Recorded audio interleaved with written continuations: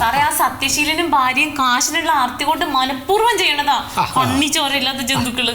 അയാൾക്ക് 10 സെന്റ് സ്ഥലമുണ്ട് ഞങ്ങളുടെ വീടിന്റെ അടുത്ത് തൊട്ടാ. അപ്പൊ അതിൽ 5 സെന്റ് സ്ഥലത്തുനിന്ന് അയാൾ മണ്ണ് കൊടുത്തപ്പോ 2-3 ലക്ഷം ഉറുപ്പിയൊക്കെ കിട്ടിയ അയാൾക്ക്. ഇനിയിപ്പോ ബാക്കിയുള്ള 5 സെന്റൊന്നും കൂടി മണ്ണെടുത്ത് കൊടുക്കാനുള്ള പരിപാടി അയാള്. സാറിനെ പോലെ ഒരു ഉദ്യോഗസ്ഥൻ അത് അനുവദിച്ചു കൊടുക്കരുത്. ഞങ്ങളുടെ ജീവിതം സാറേ, ഇയാൾ ഇനി ബാക്കിയുള്ള സ്ഥലത്തുനിന്നും കൂടി മണ്ണെടുത്താ ഞാനും എൻ്റെ കുട്ടികളും മക്കളും കുടുംബമൊക്കെ കൂടിയിട്ട് അയാളുടെ കുഴിയിലേക്ക് വീഴും. അങ്ങനെ എങ്ങാനും സംഭവിച്ചിട്ടുണ്ടെങ്കിൽ ഞങ്ങൾ എല്ലാരും കൂടി ആത്മഹത്യ ചെയ്യും. അല്ല, പിന്നെ ആത്മഹത്യ ചെയ്യേണ്ട പ്രശ്നമുണ്ടോ? എല്ലാരും കൂടി കുഴിയിലേക്ക് വീണ അതോടെ തീർന്നില്ലേ? അങ്ങനെ സംഭവിച്ചാൽ അതിന്റെ മുഴുവൻ ഉത്തരവാദിത്വം സാറിന് തന്നെ ആയിരിക്കും. അല്ലോ ഞമ്മക്കോ? പിന്നെ അല്ലാതെ സാർ അനുവാദം കൊടുത്തിട്ടില്ല അവര് മണ്ണെടുക്കുന്നത്. 10 അടുത്ത ആഴ്ചയല്ല മണ്ണെടുക്കണേ. നിങ്ങളെ പേരെന്തേനി പറഞ്ഞേ? ശീതളൻ. പെടലിക്ക് എന്തെങ്കിലും കുഴപ്പമുണ്ടോ? ജന്മനാളാ. അപ്പൊ ശീതള, ഈ റോഡ് ലെവലിൽ നിന്ന് ഉയർന്നു നിൽക്കുന്ന പ്രദേശങ്ങളിൽ നിന്ന് മണ്ണിടിക്കായി പണ്ടൊക്കെ വില്ലേജ് ഓഫീസറെ അനുമതി വേണ്ടീനി. ഇപ്പൊ അത് വേണ്ട.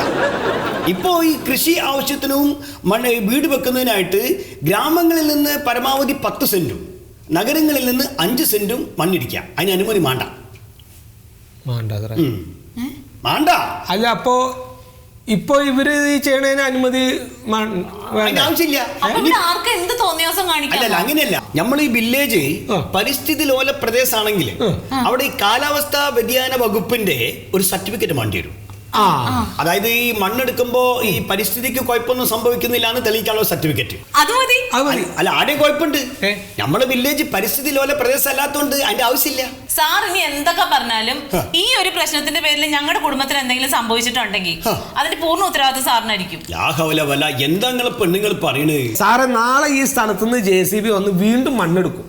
അതിനു മുമ്പ് സാർ എന്തെങ്കിലും നടപടി എടുക്കണം. നല്ലൊരു പണി ചെയ്യാം.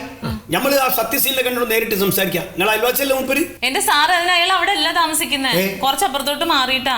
അയാൾക്ക് അവിടെ ഇപ്പൊ ആ മണ്ണെടുത്തിട്ട് പുതിയ വീട് വെക്കണം, അതാണ് ആവശ്യം. സാറേ, ഒന്നാമത്തെ ഈ സത്യശീലനെ കണ്ട് സാറ് സംസാരിച്ചിട്ട് ഒരു കാര്യമില്ല. സാർ ഒരു സ്റ്റേ ഓർഡർ തരികയായിരിക്കും നല്ലത്. Stay order? ഈ സ്റ്റേ ഓർഡർ ഒന്നും തരാനുള്ള അധികാരം വില്ലേജ് ഓഫീസർക്ക് ഇല്ല സീതൾ, അത് മനസ്സിലാക്കി.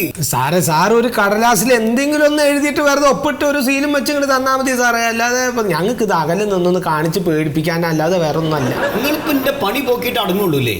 ഈ ഒപ്പ് സീലൊന്നും അവിടെ ഇവിടെ ഇടേണ്ട സാധനമല്ല. അതിന്റെ വില എന്താ നിങ്ങൾക്ക്? പൊന്നു മൊയ്ത് സാറേ, ഞങ്ങളൊന്ന് ജീവിച്ചോട്ടെ, എന്തെങ്കിലും ഒന്ന് ചെയ്തതാ ഞങ്ങൾക്ക്. ആണെങ്കിലും ഞാൻ എഴുതി തരാം. ഒപ്പ് സീലൊന്നും ഉണ്ടാവും. ഒപ്പ് ഞാട്ടോളാം. ഒപ്പിച്ചിട്ട് എന്റെ ഒപ്പോ? അല്ല, സാറിന് നേരമില്ലാത്ത കാരണം. അത് ശരി, എനിക്ക് നേരമില്ലാത്ത പണിയൊക്കെ നിങ്ങൾ വന്നെടുക്കോ ഇവിടെ? അല്ല, ഇത് ഒപ്പിട്ട് കിട്ടുകയാണെങ്കിലേ നിന്റെ ആങ്ങളുടെ പാൽ സൊസൈറ്റിയിലെ സീൽ വെച്ചിട്ടൊന്നും ഇങ്ങനെ ആക്കിയാ അത് ആയി. അത് തെളിയൊന്നും മനസ്സിലാവില്ല, വെറുതെ നീല റൗണ്ട് മാത്രമേ ഉള്ളൂ സാർ. പോണ കേസാട്ടോ. എഴുതി നമ്മൾ തരാം. ബാക്കിയൊന്നും നമുക്ക് പറ്റൂല. ഒന്നും ചെയ്യാം, ബാക്കിയൊക്കെ ഞാൻ ചെയ്യാം. ഞാൻ സമ്മതിക്കോ സീൽ എടുക്കാൻ?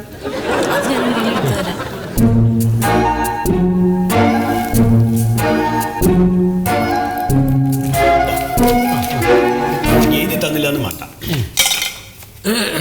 മാന്യരെ, ഈ വരുന്ന 22-ാം തീയതി സർക്കാർ ജീവനക്കാരും അധ്യാപകരും ചേർന്ന്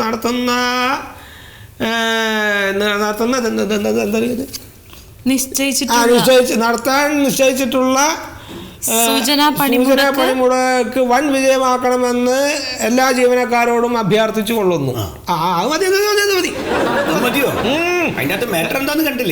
അതൊന്നും ആരെ കാണുന്നത്, നമ്മളിത് ഫോണിൽ ഇങ്ങനെ കാണിക്കല്ലേ വേണ്ടോ? അപ്പൊ പേടിക്കാൻ വേണ്ടിട്ടേ അത് വേണ്ടല്ലോ. അപ്പൊ സാറേ, അപ്പൊ എങ്ങനെ കുടിക്കാൻ? അതൊന്നും വേണ്ട, അതും ഇവിടെ ഇല്ല. ഈ ഓഫീസിൽ ആ പരിപാടി ഇല്ല. ഞാൻ അത്രക്കാരനല്ല, ഞാനത് വാങ്ങിയില്ല. ഞാൻ നിങ്ങൾക്ക് അത്ര നിർബന്ധിട്ടാണെങ്കിൽ ഞാൻ ഒരാളെ വിളിക്കാൻ അയാളടുത്ത് കൊടുത്തേക്ക്. ഉണ്ണിയേ, ഉണ്ണിയേ, എടോ 11 മണിയല്ലൊന്നത് ചായയുടെ ഞാൻ പറഞ്ഞു വിട്ടിട്ടുണ്ട്. അയ്യോ, ആരെ? ബാബുവിനെ. ബാബുവിനെ പറഞ്ഞു വിടുന്ന കാര്യം എനിക്ക് ഇവിടുത്തെ പിയൂണല്ലേ, അനക്ക് പോയാലെന്താ? അല്ല, അതൊന്നും ഒരു പണിയും മര്യാദയ്ക്ക് എടുക്കരുത് കേട്ടോ. അയ്യോ, ഞങ്ങൾ ഒന്നും വേണ്ട. ഇവർക്കേ എന്തോന്ന് തരാണ്ടോ? ഒന്ന് വാങ്ങി തരാനല്ല, ഞാൻ കുടിക്കാൻ എന്തെങ്കിലും വെള്ളം കിട്ടുമോന്ന് ചോദിക്കാൻ. ഞാൻ തൊണ്ട വരണ്ടേ. നിങ്ങൾക്ക് ഉണ്ടാക്കലേക്ക് വയ്ക്കാൻ ഇനി വെള്ളം അല്ലേ? അല്ലാണ്ട് ഇങ്ങോട്ടൊന്നും അല്ല. അങ്ങോട്ട് എന്താ ഇവിടെ ഈ ടാപ്പിലേ, പഞ്ചായത്ത് ടാപ്പിൽ ബ്ലീച്ചിങ് പൗഡർ കലർന്ന വെള്ളം രോഗമാണോ? വേണ്ടല്ലോ അല്ലേ? പുറത്തുനിന്ന് വാങ്ങി കുടിക്കാൻ നോക്കി. ചെല്ലിക്ക് പോയി അതിന്റെ പണിയെടുത്തോ? ഇല്ല. കുടിക്കാൻ ഇത്തിരി വെള്ളം ചോദിച്ചിട്ട് കൊടുക്കാത്ത വില്ലേജിൽ നിന്ന് എന്ത് കാത്തിരിക്കണം? ഭാഗത്തും കടലിൽ ഉൾക്കണ്ടി